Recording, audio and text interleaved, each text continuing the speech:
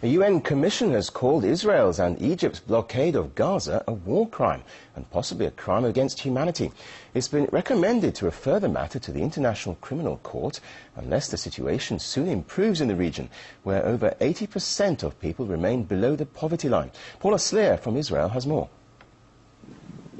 4 years on, and Gazans still face the fallout from an election that saw Hamas come to victory. Since then, Gaza's been under siege, with an Israeli blockade that makes it almost impossible for goods to get in or out. Once, most products sold in Gaza came from Israel, while a fair number of flowers, olives and fruit travelled in the opposite direction. Today, the economy has dwindled to almost nothing. For the past decade, Pal Trade has been helping private companies interested in exporting to Gaza. But its CEO says the biggest problem they face is getting in and out. Gaza businesses cannot export anything today. I mean, maybe with the exception of flower shipments or something. Imports are only limited to a certain number of humanitarian items and goods, I think 54 in total. And that has impacted basically the industrial sector, the agricultural sector, as well as the construction sector, tremendously. The Israeli army officially left Gaza in 2005, but its presence remains everywhere. Soldiers control the borders and therefore effectively Gaza. An Israeli company is also responsible for supplying all the strip's fuel, giving Israel a very important bargaining tool which it's used in the past. Israeli pro-Palestinian activists say Israel also benefits economically from the siege. All companies bringing goods into Gaza pay taxes in Israel.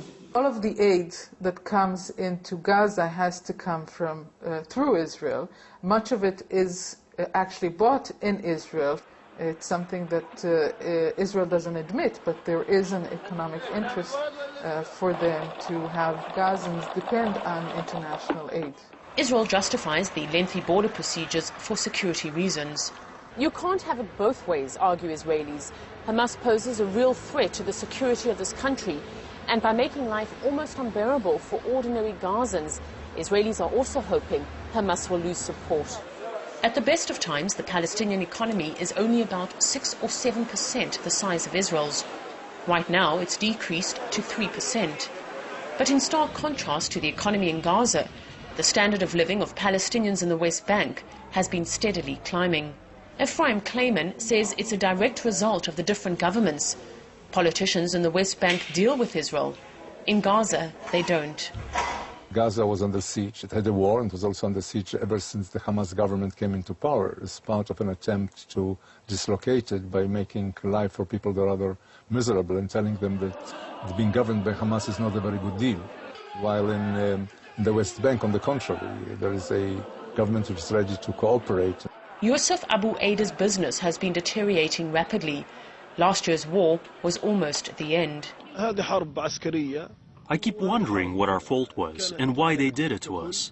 Innocent people and plant owners. We have purely commercial ties with our Israeli partners, with Israeli citizens. So it turns out that this was our only fault. This is why they destroyed this plant and other plants too. In recent months, Israel has been easing restrictions in and out of Gaza. But with no political solution in sight, many feel these sweeteners don't do anything to remove the bitter reality. Paula Sleer, RT.